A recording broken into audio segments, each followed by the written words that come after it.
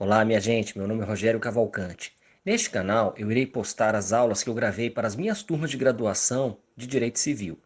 A metodologia era a seguinte: com antecedência, eu gravava as aulas e postava e avisava para a turma. No horário determinado, eu entrava em algum aplicativo para encontro virtual com os alunos e sanava as dúvidas porventura existentes. Espero que todos vocês gostem. Um grande abraço. Olá, minha gente. Seguimos hoje com a aula ainda de início e fim de personalidade, né? Hoje, dia 27 de abril de 2020, né? Nós, na última aula, vimos sobre o início da personalidade, todas as discussões inerentes a este tema, que são muitas, especialmente em relação a qual das duas correntes nós deveríamos aderir, a corrente natalista ou a corrente concepcionista, né? E eu expliquei para vocês que eu sou natalista, né? Pela leitura que eu faço do Código Civil de 2002. Tá? Não porque eu acho que a teoria natalista ela é a que mais dignifica o ser humano, ou que a concepcionista dignifica menos, ou pelo contrário, eu também não seria concepcionista por misturar esse tema com o tema da dignidade da pessoa humana. Eu acho que a determinação do início da personalidade e do fim da personalidade, esta é uma determinação que se prende especificamente a uma opção legislativa. E eu entendo que o legislador, no nosso ordenamento, optou pelo início da personalidade no nascimento com vida, né? E aí a gente sabe que, para definir esse início de personalidade no nascimento com vida, existem exames, né? E esses exames vão apurar se o bebê ele nasceu e ele respirou, porque se ele tiver respirado, ele nasceu com vida, né? Agora, vocês sabem que quase tão importante quanto o início da personalidade é definir o momento em que a personalidade acabou. A sucessão, né, que a gente estuda em direito civil, ela se prende muito a isso, né? A início e fim de personalidade, né? Por que início também, professor? Olha isso, gente. Vejam este exemplo aqui. João Pobretão casou com Maria Rica, né? Aliás, casou não, desculpem. João Pobretão, ele teve um filho, F, com Maria Rica, mas ele não tem nenhum relacionamento com ela. Foi um relacionamento eventual. Isso deixa o exemplo mais dramático, né? Vejam que exemplo interessante, né? E aí, Maria morreu no parto. Então, João não tinha nenhum relacionamento com Maria, tá? Só um relacionamento eventual, esporádico, e esse relacionamento eventual esporádico fez com que nascesse o filho F, tá certo? E aí, minha gente, o que acontece? Maria, desafortunadamente, faleceu no parto, né? Bom, olha que interessante. Se você determinar que o filho ele, ele sobreviveu a Maria, este filho acaba herdando toda a riqueza, todo o patrimônio de Maria, tá certo? Ficou rico. Em seguida, o filho morreu. Todo o patrimônio que era de Maria, vocês acham que foi para quem? Primeiro foi para o filho. O filho, minutos depois de Maria, o filho morreu. Isso foi atestado. E aí o patrimônio todo vem para um novo milionário do pedaço, João Pobretão, agora João Milionário. Tá certo, gente? Vejam que essa história de início e fim de personalidade, num exemplo bobo desse, ela pode ter consequências drásticas, dramáticas, né? E vamos agora mudar um pouquinho o exemplo. Deixa eu ressuscitar a Maria e ressuscitar o filho. Vamos supor que o filho nasceu com vida, tá certo? Maria.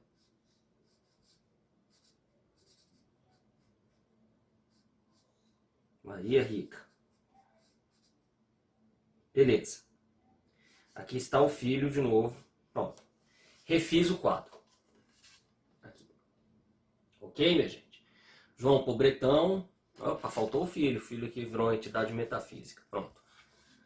João Pobretão, filho, Maria Rica e avô. Beleza? Vamos mudar aqui um pouquinho o exemplo. João teve um relacionamento eventual com Maria, ela engravidou, ela era muito rica, né, fruto do seu trabalho, do seu esforço próprio. Ela conseguiu construir um sólido patrimônio, tá certo? E aí a Maria, ela engravida e ela tem o seu filho, tá certo? Só que o filho, ele por um problema congênito, ele consegue sobreviver 10 minutos, morreu. Tá? Bom, Maria, muito entristecida, ela consegue ainda sobreviver à morte do filho, mas voltando para a casa do hospital, por azar, ela sofre um acidente e ela morre. Qual foi a sequência de mortes aqui? A sequência de mortes foi este primeiro. Se o filho morreu, o filho tinha patrimônio? Não. Então ninguém recebeu nada do filho. Tá? Então o filho desapareceu.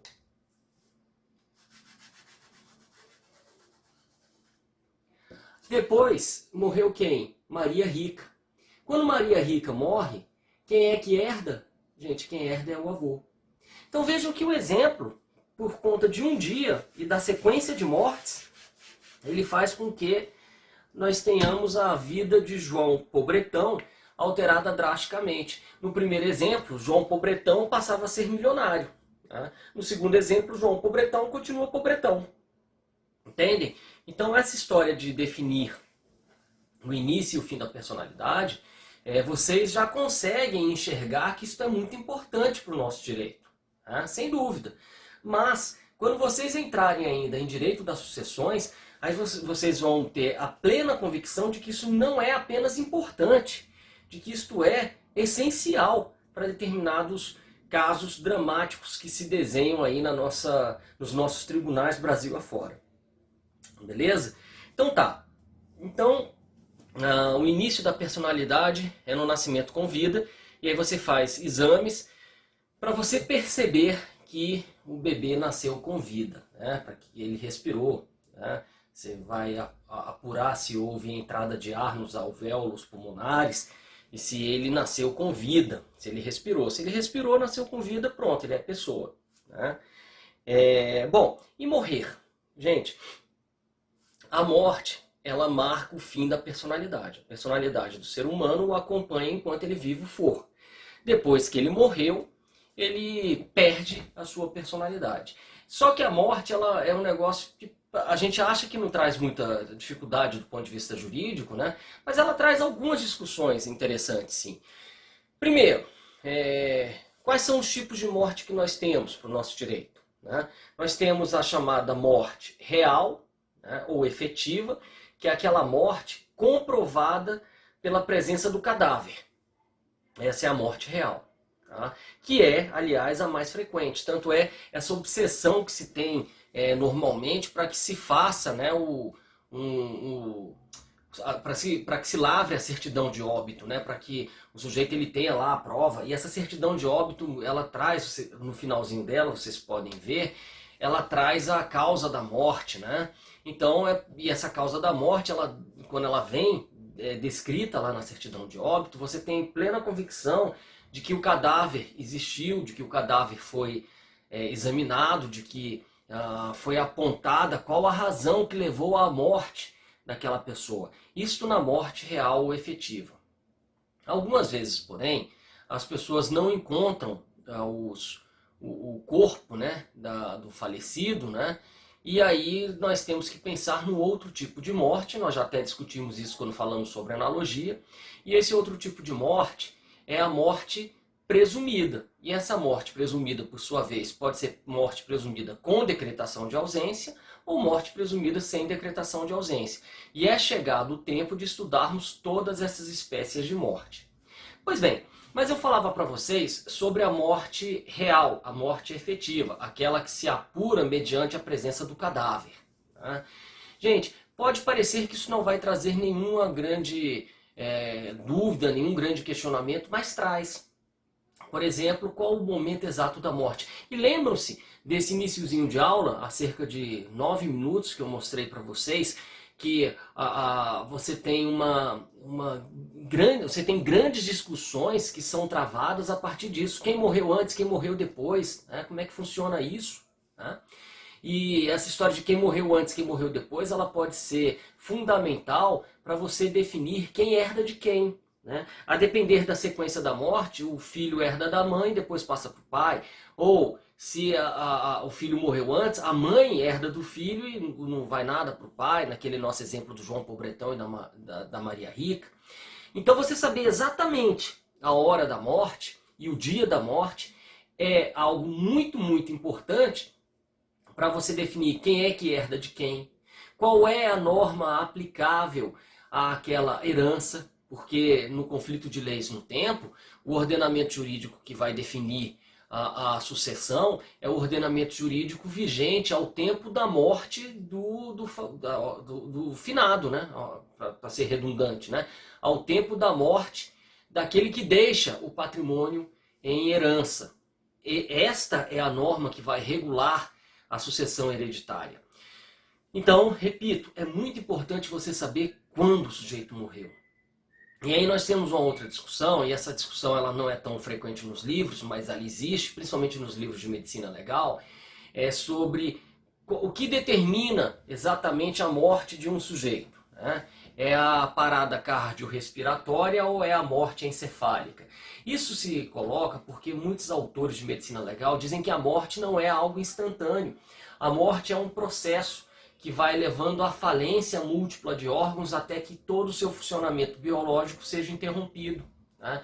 Às vezes isso começa em determinado órgão e termina pelo coração, né? Às vezes você tem uma inversão nisso aí, né?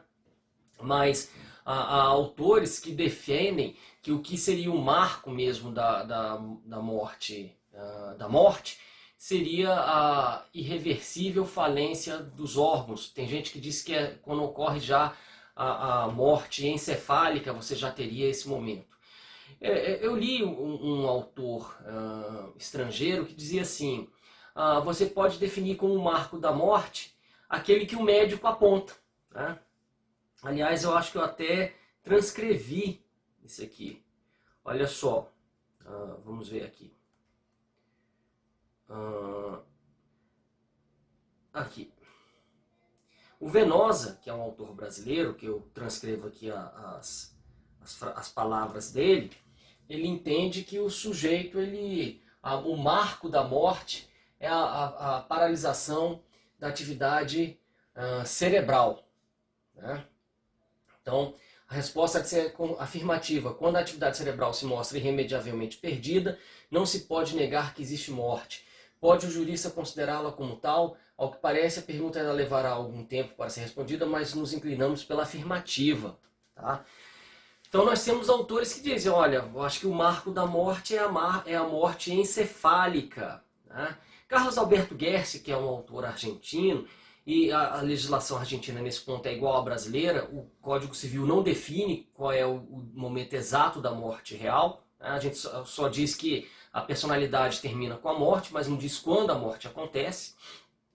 Ele fala que é arriscado você dizer que a morte é a morte encefálica, né? A única referência à morte encefálica que nós temos é na lei de transplantes, que ela já permite transplante de órgãos constatada a morte encefálica, mas ela não chega a dizer que a sucessão se abre no momento da morte encefálica. Então, como a lei não avança a esse ponto, eu acho que o correto não seria que o jurista ele exigisse que o momento da morte encefálica fosse atestado pelo médico. Aliás, a gente é muito lacônico nisso. A gente fala assim, olha, o momento da morte é de fato o momento que o médico atestou, ponto, né?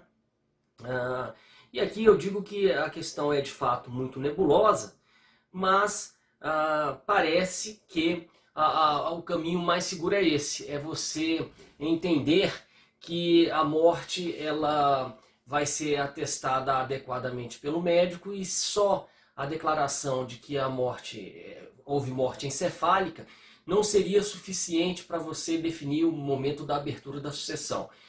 Me parece que se leva mais em consideração o ponto em que o processo se encerrou, ou seja, que as atividades biológicas do sujeito elas não mais acontecem como se vivo ele fosse, tá certo?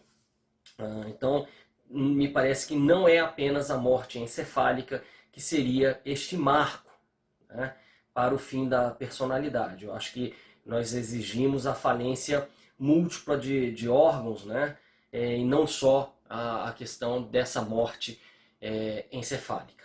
Ok, gente? É assim que eu penso, mas volto a dizer, eu acho que isso é mais um problema médico do que propriamente jurídico.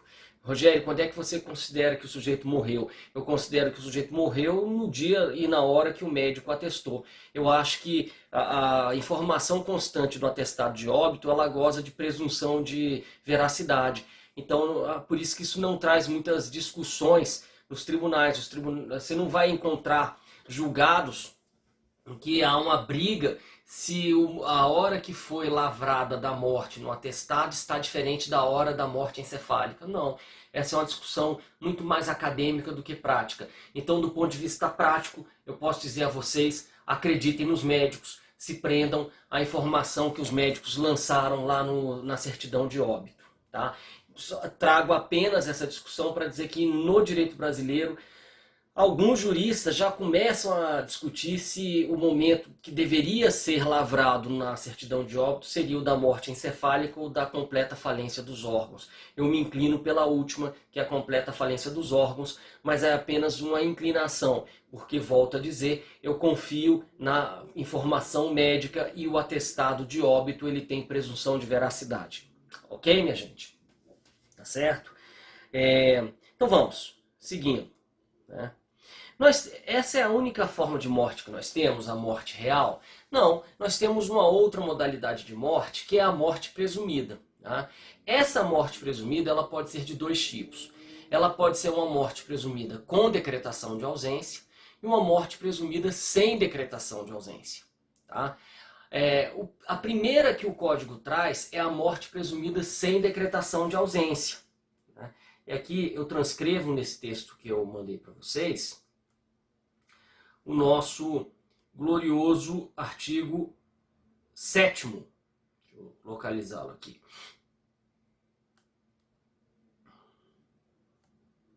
Cadê? Nosso artigo 7º. Deixa eu ver. Achei. Aqui. Vamos lá. Pode ser declarada a morte presumida sem decretação de ausência, se for extremamente provável a morte de quem estava em perigo de vida, se alguém desaparecido em campanha ou feito prisioneiro não for encontrado até 2 anos após o término da guerra. Parágrafo único. A declaração de morte presumida nesses casos somente poderá ser requerida depois de esgotadas buscas e averiguações, devendo a sentença fixar a data provável do falecimento. Gente, olha só. É uma morte presumida sem decretação de ausência pelo seguinte. Porque vou primeiro traçar a grande diferença entre as duas. Na morte presumida sem decretação de ausência, era tão provável, mas tão provável que o cara estaria morto, que eu não preciso esperar um longo procedimento da ausência para reconhecer essa morte. Tá? O cara ele estava viajando no avião e o avião caiu, encontraram 50% dos corpos, mas não encontraram nenhum sobrevivente. Outros corpos sumiram, sei lá, isso aconteceu de verdade. Infelizmente nós tivemos acidentes muito graves na história da aviação, principalmente na aviação intercontinental, que aviões ao caírem no oceano, você não consegue encontrar todos os corpos. Mas gente, cair no meio do Oceano Atlântico é impossível que a pessoa sobreviva se você começou a encontrar os corpos, sei lá, 5, 6 dias depois e não havia nenhuma embarcação perto, só havia oceano para todo lado. Não tem jeito. Infelizmente morreu. Só que esse tipo de morte é tão trágica, né, que vários corpos desaparecem para sempre. Né? Muitos afundam junto com o resto do avião e você não vai encontrar nunca essas outras pessoas. Mas veja, é bem diferente da morte presumida com decretação de ausência, que na morte presumida com decretação de ausência o cara fala assim, vou ali, já volto, viu? Vou ali comprar cigarro. Né? O cara vai comprar cigarro e nunca mais volta. Tá certo? Mas será que ele foi assaltado? Será que ele sofreu alguma coisa? Será que ele se perdeu? O que será que aconteceu com ele? Será que ele foi assassinado? Sei lá. Mas assim, eu não posso supor que ele tenha morrido. As alternativas são tão amplas que tudo pode ter acontecido. Inclusive ele pode ter morrido. Ou não, ele pode ter simplesmente fugido. Não, ficou de saco cheio, não quer mais ver ninguém, foi embora. Pronto, pode ter acontecido.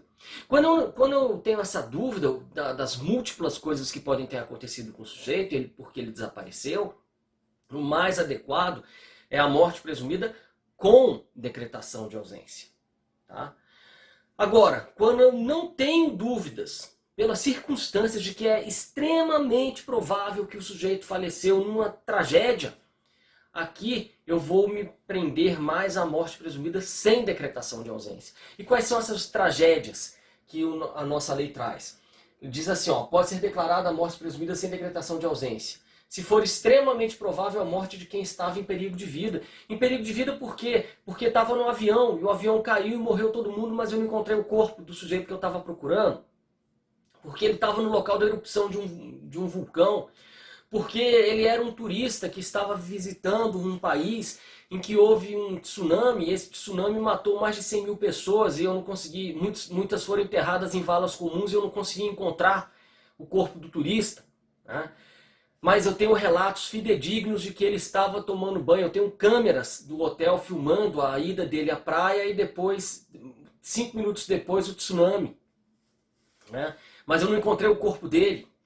Né? Então veja, nesse caso, é extremamente provável a morte de quem se encontrava em risco. Então eu tenho que mostrar o quê? Quais são as coisas que eu tenho que provar? Primeiro, que ele estava num local, né, em que aconteceu alguma tragédia, portanto, e que essa tragédia ela era de tal amplitude que era extremamente provável a morte dele, porque ele se encontraria diante da amplitude da tragédia em perigo de vida. Tá certo? Tem que provar isso tudo. Né? Agora, qual a segunda hipótese da morte presumida sem decretação de ausência? É o inciso segundo, ele diz assim: se alguém desaparecido em campanha ou feito prisioneiro não for encontrado em até 2 anos após o término da guerra. Gente, término da guerra significa que o cara está lutando. Tá? E na guerra muitas pessoas morrem e infelizmente nem sempre os corpos são localizados.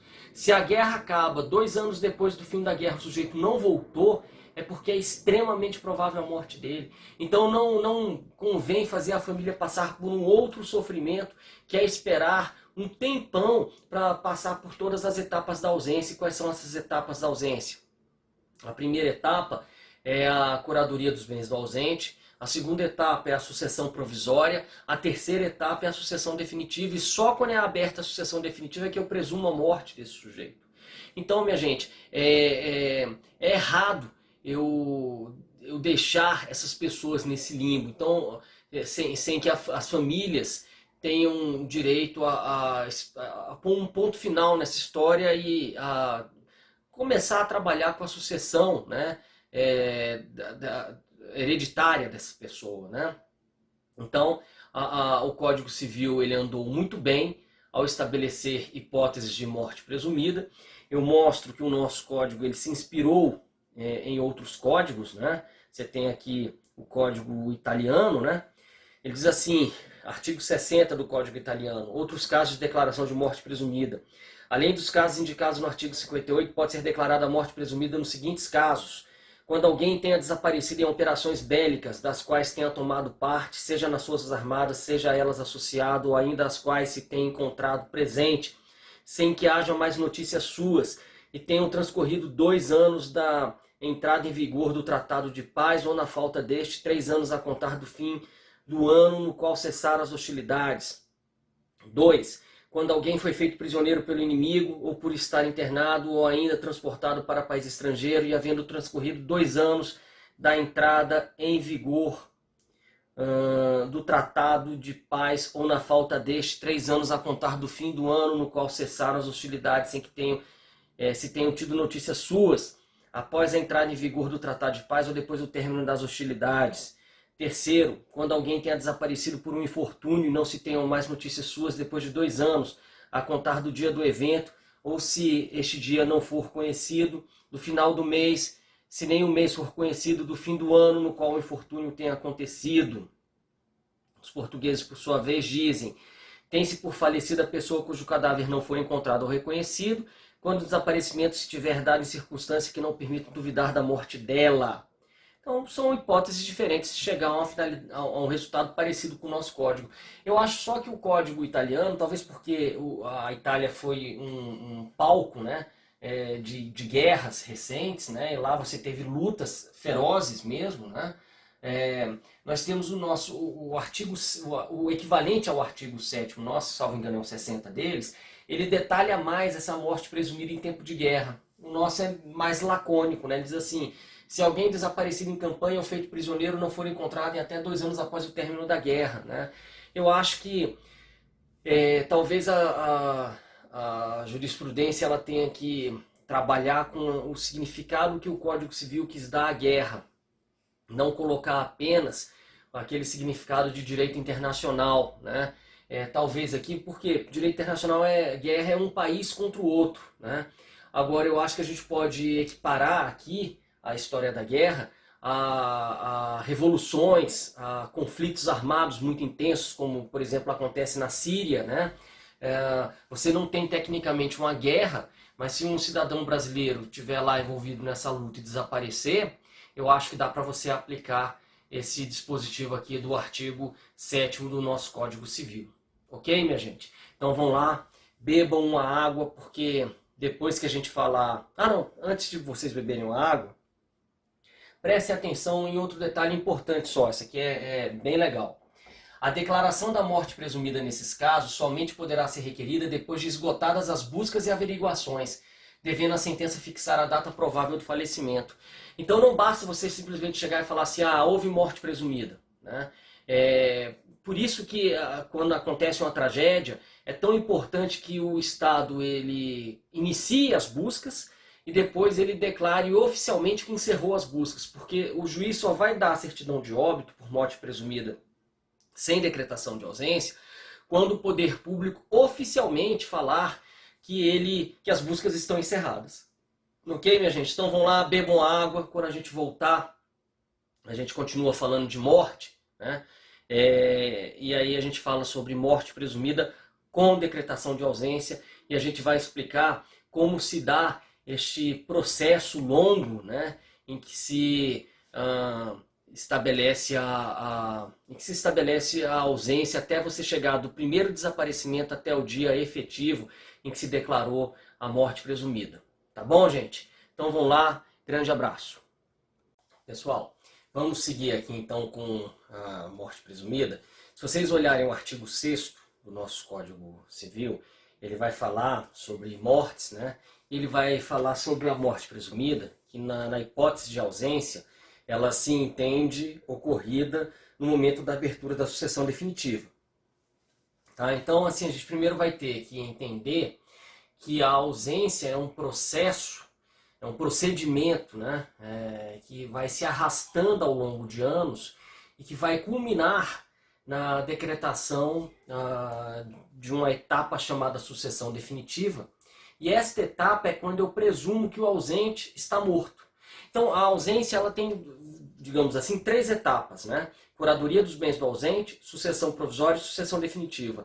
Aberta a sucessão definitiva, só aí é que eu vou entender que o sujeito pode se presumir morto. Tá bom, gente? Então é diferente da morte real, porque a morte real eu constato diante da presença do cadáver. É diferente da morte presumida sem decretação de ausência, porque essa os efeitos são mais imediatos.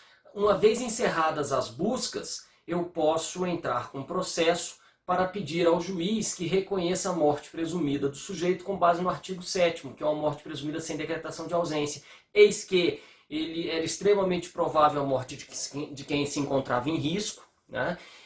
Ou o sujeito, 2 anos após o fim das hostilidades, não retornou ao Brasil, ou não se teve mais notícia dele, e aí a gente considerou que ele estava morto. Mas veja, eu espero só a hipótese do artigo 7º. Tão logo se deu a hipótese do artigo 7º, eu já posso declarar a morte presumida sem decretação de ausência. É diferente da ausência, porque a ausência ela vai seguir, e a gente vai ver a partir de agora, ela vai seguir um longo caminho aqui, e esse longo caminho vai culminar no reconhecimento da morte presumida com declaração de ausência. Beleza, gente? Então, vamos lá. Primeira hipótese, né? Aqui, vamos entender primeiro do que se trata a ausência, né? Gente, volto a dizer, a ausência é quando alguém desaparece do seu domicílio sem que se saiba mais nenhuma notícia da pessoa. Ela pode estar viva? Pode. Ela pode ter morrido? Pode. Mas como eu já não posso dizer de cara que ela está morta, eu não vou invocar o artigo 7º. Não era extremamente provável a morte dessa pessoa. Então vamos comparar aqui duas situações. Tá? Um sujeito, ele entra num avião, esse avião cai no meio do Oceano Atlântico. Não encontramos o corpo dele. Esta hipótese, nela, é extremamente provável a morte deste sujeito que se encontrava em risco. Então é uma hipótese de morte presumida sem declaração de ausência. Outra hipótese, o sujeito fala assim, gente, eu vou ali comprar um remédio na farmácia. Esse sujeito nunca mais voltou para casa. Gente, ele pode ter sofrido um sequestro relâmpago, pode ter sido assassinado, pode. Ou ele pode ter simplesmente ido embora de casa. Como é que você vai saber? Se a polícia não te der certeza, se não tiver nenhum vestígio de que aconteceu um crime contra essa pessoa, eu vou ter apenas, o máximo que eu vou poder dizer é que ele ficou na situação de ausência. Por quê? Porque ele desapareceu do seu domicílio sem que nós tivéssemos mais nenhuma notícia dele. Bom, aí esse sujeito, primeiro eu vou passar, como eu vou ter que, ele deixou um patrimônio, eu vou ter que administrar isso tudo, eu vou passar por algumas fases nessa administração desse patrimônio. A primeira é a curadoria dos bens do ausente, depois eu vou para a sucessão provisória e depois eu vou para a sucessão definitiva. Vamos estudar essas três fases e vamos tentar entender melhor o que é essa história da ausência. Mas eu acho que pelo menos para uma visão inicial, o mais importante é que vocês enxerguem isto que eu acabei de falar. Tá? Bom, aqui no nosso roteiro, que é o roteiro número 4, nós temos um roteiro falando sobre ausência. E temos aqui que o Instituto surgiu, aliás, aqui está errado o roteiro, tá, gente? Na realidade, o Instituto ganhou força na Europa após as grandes guerras, porque ele surgiu antes. Se você pegar até o Código Brasileiro de 16, que foi antes das grandes guerras, ele já falava em ausência. Mas a ausência começou a ser muito lembrada após as guerras, com muitas pessoas que se deslocavam e sumiam, né? No Brasil, o Código Civil, a exemplo de outras legislações, estabelece diferentes efeitos para a ausência, segundo o período de afastamento daquele que desapareceu do seu domicílio. E a lógica aqui é bem tranquila. Olha só, o cara sumiu do domicílio, o que o Código pensa? Quanto mais tempo ele passa longe, mais difícil é ele voltar. Então, o Código ele vai tornando os efeitos mais drásticos e mais irreversíveis à medida que este tempo vai passando. Tá? Quanto menos tempo ele tem de desaparecido, mais fácil é ele retomar a vida no estágio em que ela se encontrava. Explico. A primeira etapa é chamada curadoria dos bens do ausente. A gente vai ler aqui no Código Civil, depois eu vou convidá-los a entrarmos no Código Civil para a gente analisar isso com mais calma. Mas vejam só, grosso modo, né, como é que funciona. Na curadoria dos bens do ausente eu vou escolher uma pessoa só. Essa pessoa vai arrecadar todo o patrimônio desse ausente. Arrecadar é fazer uma lista dos bens, dizendo, ó, é esse. Tomar posse desses bens e administrar. Arrecadar é isso. Então a pessoa vai arrecadar os bens do ausente e vai administrar esse bem. Pelo prazo da curadoria dos bens do ausente. 1 ano. Tá certo, gente? Então veja como é que vai ser fácil para o ausente retomar a vida dele se ele reaparecer dentro do espaço de 1 ano. Ele vai procurar o curador, vai falar assim, curador, você estava administrando tudo? Pô, obrigado, me devolve aí meus bens, está tudo certo. Beleza, acabou. Bom, mas se ele não aparecer, a gente vai para a segunda fase. Na segunda fase, a chamada sucessão provisória, a posse dos bens do ausente ela é repassada para herdeiros. Se ele voltar nessa segunda fase, ele não vai apenas procurar uma única pessoa que administrava tudo, não. Ele vai de um por um. Pô, você estava com a posse dos meus bens, obrigado, devolve. Você também, pô, obrigado, devolve. E a lei vai regular outros efeitos. Mas vejam que já complicou um pouquinho mais a vida dele. Né? Mas esses que tinham a posse, eles não podiam vender esses bens. Então ele ainda está numa situação um pouco mais tranquila. Não voltou na segunda fase, foi para a terceira.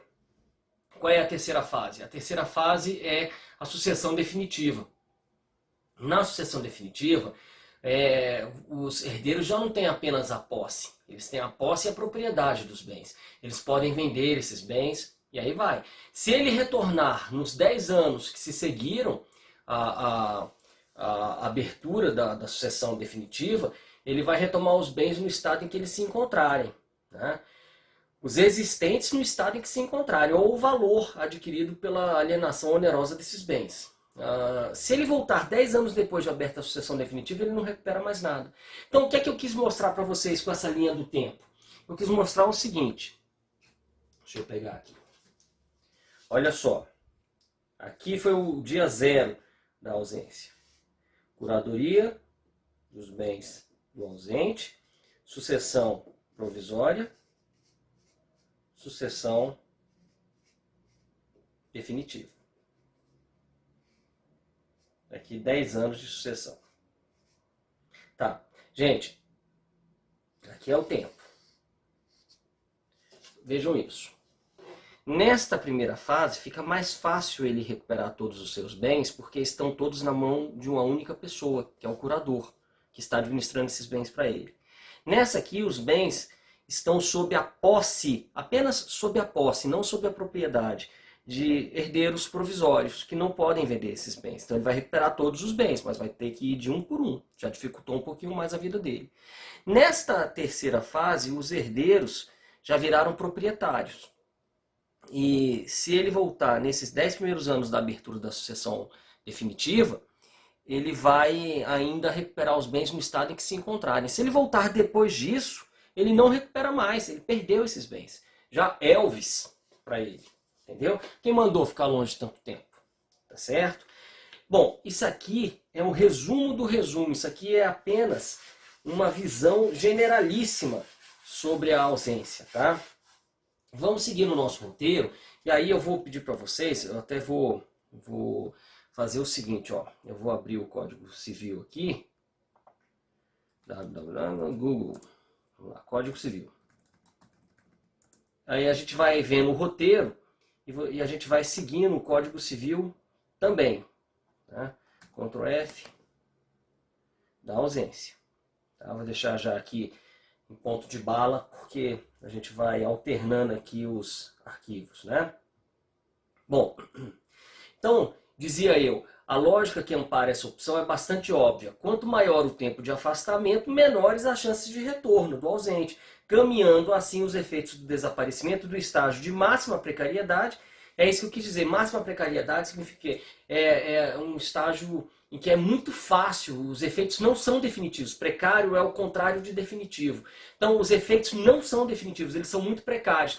O cara sumiu, mas o cara vai reaver todos os bens nas mãos do curador, né? Curadoria dos bens do ausente, até aquele de inalterabilidade das consequências, que é quando passam-se 10 anos da abertura da sucessão definitiva, que foi, em linhas gerais, aquela linhazinha que eu mostrei para vocês nesse meu quadrinho. Tá? Bom, dessa forma, o artigo 22, ele nos diz o quê?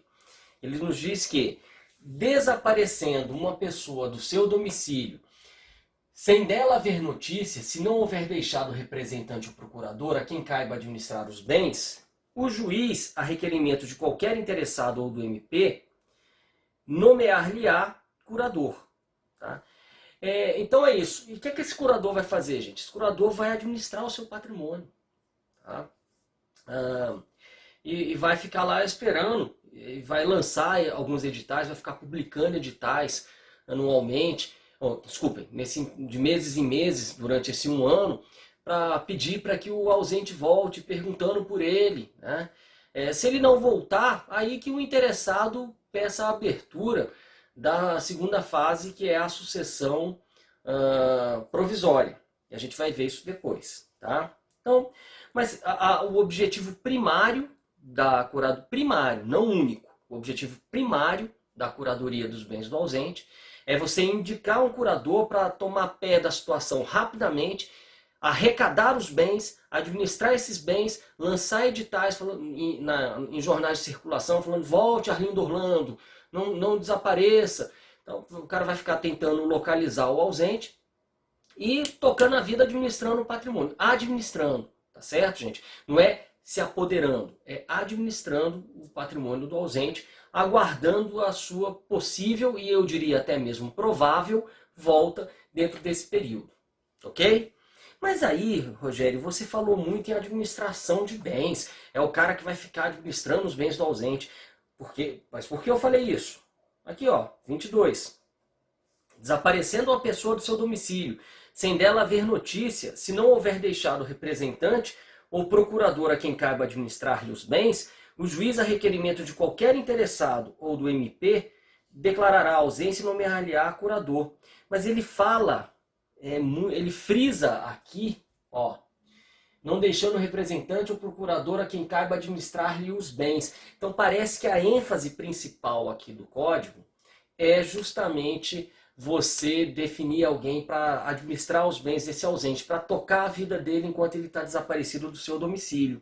Mas professor, aí vem uma segunda pergunta. E se a pessoa desaparecer sem deixar bens, nomeia-se o curador, já que você está me dizendo que a ênfase é justamente para administrar o patrimônio deste ausente, se ele não tiver deixado ninguém para administrar esses bens, ou melhor, se ele não tiver deixado bem nenhum para ser administrado, eu nomeio alguém? Gente, nomeio. Tá? Por quê? Porque eu disse para vocês que a preocupação que parece ter sido a maior do Código Civil é administrar os bens do ausente para que aquele patrimônio não se perca, né? Não se deteriore. Né? Esta parece ter sido a grande preocupação exposta no artigo 22, mas ela não é a única preocupação. Né? Nós temos outras consequências para além das consequências patrimoniais. Por exemplo, o artigo 5º, inciso 1º do Código Civil, ele diz que quando a pessoa ela for emancipada, ela deverá ser emancipada pelo pai e pela mãe, né, na emancipação voluntária, ou na ausência de um deles pelo outro. Então, ou na ausência. Então vejam que a ausência aqui, ela traz como uma das consequências a possibilidade de um dos genitores emancipar sozinho o seu filho. Então esta é uma consequência não patrimonial da ausência. Então não podemos achar que a ausência tem apenas consequências patrimoniais. Tá certo? Este é só um dos exemplos. Né? Além disso, o artigo 1631 diz que o poder familiar poderá ser exercido exclusivamente por um genitor se o outro estiver impedido de fazê-lo. Ora, se o cara está ausente, como é que ele vai poder exercer poder familiar? Poder familiar é o poder que os genitores têm na gestão da educação dos filhos. Né? Então, se um dos genitores é ausente, como é que ele poderia exercer o seu poder familiar? Percebem? Então, aqui eu trouxe duas consequências, né, não patrimoniais da ausência, apenas para dizer que, mesmo que o sujeito não tenha deixado bens, porque, repito, a discussão a primeira fase da ausência, ela tem um caráter sobretudo patrimonial, ou apenas patrimonial, ou tanto patrimonial quanto não patrimonial. Eu iria para a última linha. Porque quem responder a primeira fase da ausência, ela tem importância apenas patrimonial, se o cara não tiver deixado bens nenhum, que se dane, nós vamos dizer que se ele não deixou bens nenhum, eu não vou startar esse procedimento da ausência. Mas se eu não startar o procedimento da ausência, ele não vai passar para a segunda fase, que é a sucessão provisória, e dificilmente ele vai chegar à última fase, que é a sucessão definitiva. Raro uma hipótese lá muito restrita. Mas eu não startaria esse procedimento da ausência para chegar à morte presumida. Então a família sequer poderia ter como um dos efeitos não patrimoniais o reconhecimento da morte não presumida, da morte presumida sem declaração de ausência. Entende? Então a família tem direito também a ter essa declaração de que o sujeito está morto se ele está desaparecido muito tempo. E se eu digo que todo o processo de ausência ele só será startado se o sujeito deixou o patrimônio, eu estarei privando uma família de ter o reconhecimento da morte oficial do seu parente, em virtude da morte presumida por declaração de ausência, justamente porque a ausência ela não se iniciou. Por quê? Porque o cara não deixou bens. Então, este raciocínio, eu digo para vocês, que vincular ausência à existência de patrimônio é um raciocínio torto. Tudo bem que o artigo 22 ele sugere, ele dá uma grande importância para o fato do ausente ter deixado bens a serem administrados. E por isso seria nomeado um curador, e tanto é que o nome é Curadoria dos Bens do Ausente. Tá?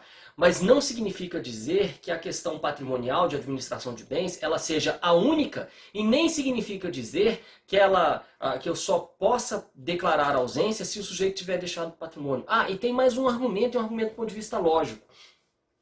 A lei processual, ela primeiro diz, o cara some. Se o cara sumiu do seu domicílio sem deixar notícias, você pode pedir a nomeação de um curador de bens do ausente, que é o jargão que se usa, né? Este curador dos bens do ausente, ele fará uma arrecadação de bens. O que é arrecadação? Ele descobrirá onde estão os bens e, descobrindo onde estão os bens, ele vai arrolar, fazer uma lista desses bens para o juiz, vai tomar posse desses bens com ordem do juiz e vai administrar esses bens, prestando contas depois disso tudo que ele está fazendo. Entenderam isso? Então, vejam, até mesmo para saber que ele tem, se ele tem ou não tem bens, até mesmo para isso eu preciso abrir a ausência. Entenderam?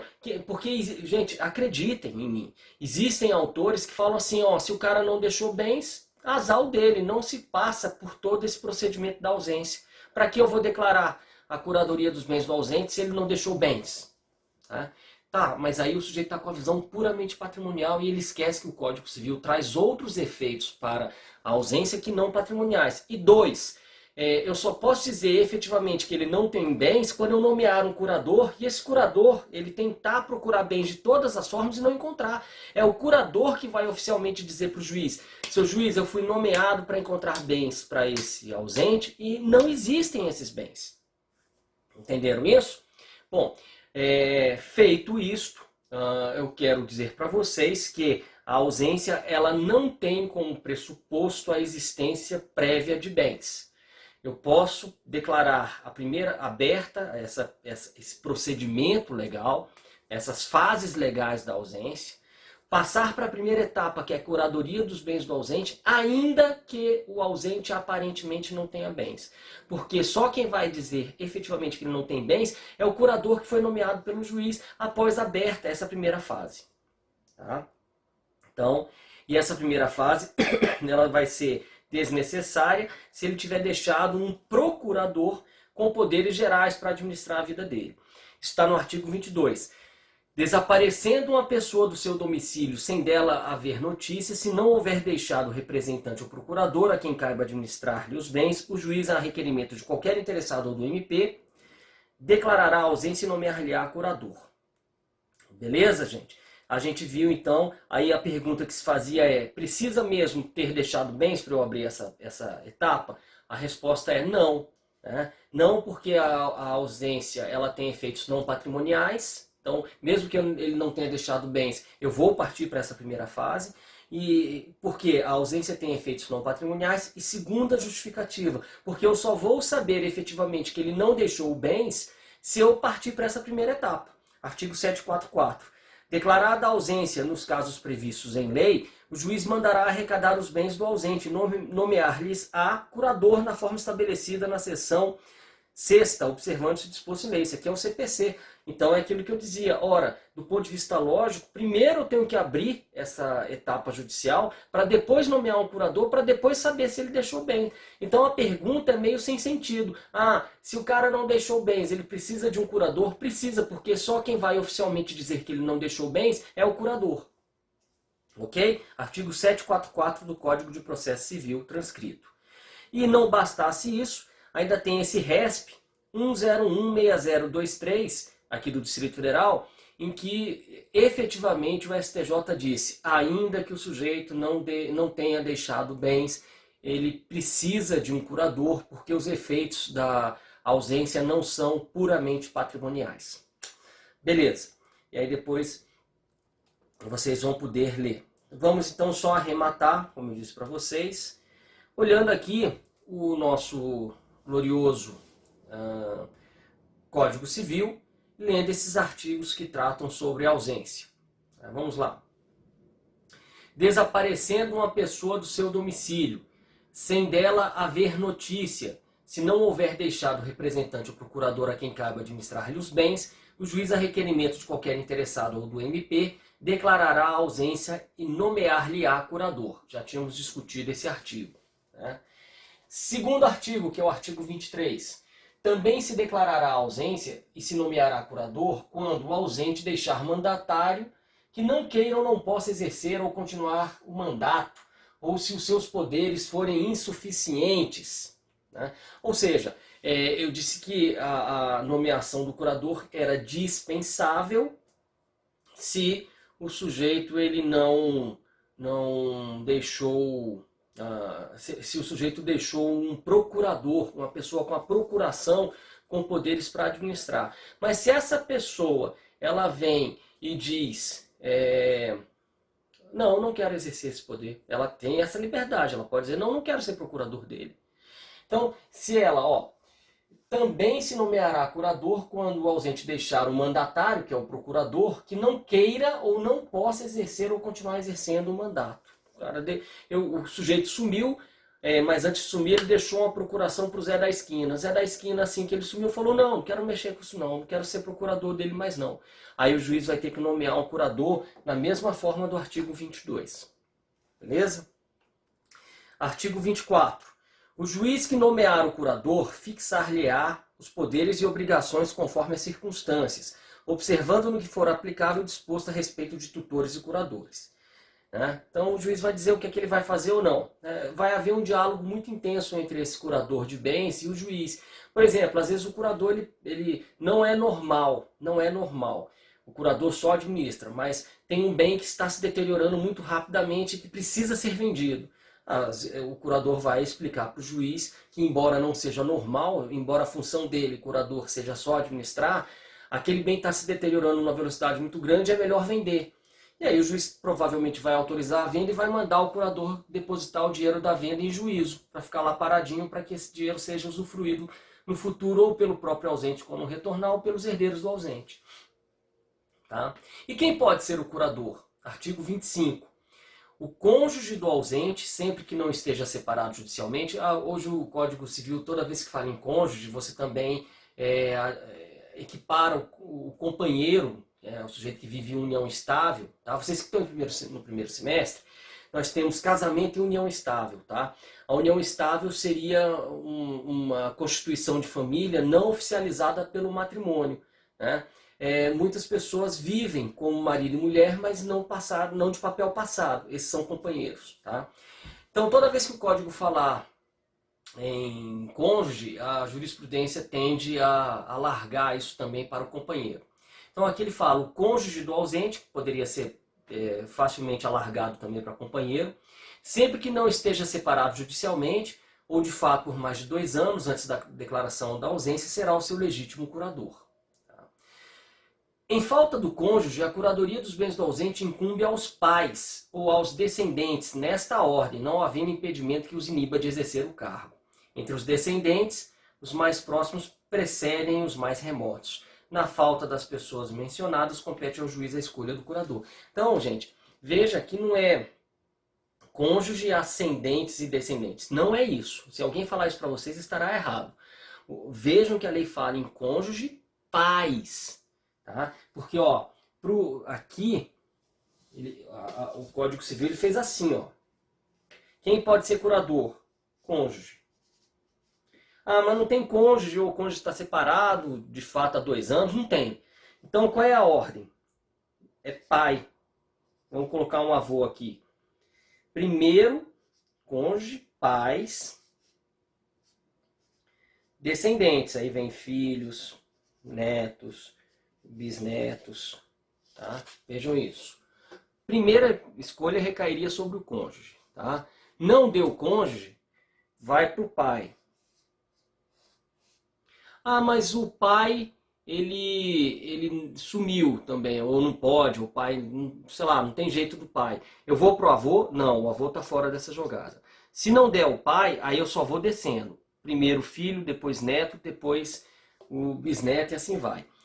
Se eu não tiver ninguém nessas circunstâncias, nessa hipótese, cônjuge, pais e descendentes, então CPD, cônjuge, pais, descendentes. Se eu não tiver cônjuge, pais, se eu colocasse numa prova para vocês, quem vai ser o curador dos bens do ausente na forma da lei é cônjuge, ascendentes e descendentes. Verdadeiro ou falso? Falso, porque não são os ascendentes. Cônjuge, pais. Nos ascendentes, apenas os pais. Cônjuges, pais, descendentes. Aí os descendentes, os mais próximos, têm preferência para serem os curadores, afastando os mais distantes. Então, se eu tiver filhos e netos, o filho vai ter preferência para ser o curador. Tá? Agora, essa história de preferência parece que é um grande barato ser curador. Não é não, gente, é uma trabalheira louca. O cara vai ter que ficar administrando o bem dos outros e depois prestando conta em juízo disso aí.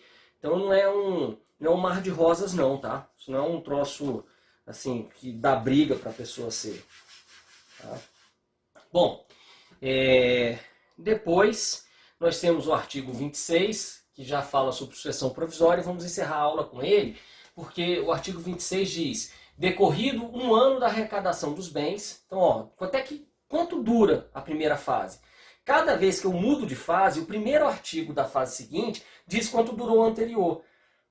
Aqui, veja, curadoria dos bens do ausente. Diz, desaparecido, você abre a curadoria dos bens do ausente. Beleza. Por quanto tempo? Artigo 26. Decorrido um ano da arrecadação dos bens do ausente, ou se ele deixou o representante ou procurador, em se passando 3 anos, poderão os interessados requerer que se declare a ausência e se abra provisoriamente a sucessão. Então, quanto tempo dura, professor? 1 ano a contar da arrecadação. Isso. O que é a arrecadação mesmo? A arrecadação é o cara fazer a listinha dos bens, tomar posse deles, isso aí é arrecadação. Então é uma fase muito curta, tá? E essa primeira fase, ela é curta porque se o ausente retornar, ele vai pegar os bens na mão do curador. O curador está administrando tudo para ele, ele vai lá e pega os bens na mão desse curador. Resolvida a guerra dele. Mas e se ele não deixou o curador, se ele deixou o procurador em se passando 3 anos? Aí qualquer interessado pode falar assim, olha, ele sumiu, ele tinha deixado um procurador, não dá para ficar isso na mão desse procurador por muito tempo, né? Vamos fazer a sucessão provisória. Aí o juiz abre sucessão provisória. Tá bom, gente? E aí na próxima aula, que vai ser amanhã, no dia 28, a gente continua tratando de sucessão provisória e certamente vai avançar já um pouquinho para a sucessão definitiva. Talvez não acabar, mas pelo menos avançar. Tá bom, gente? Grande abraço!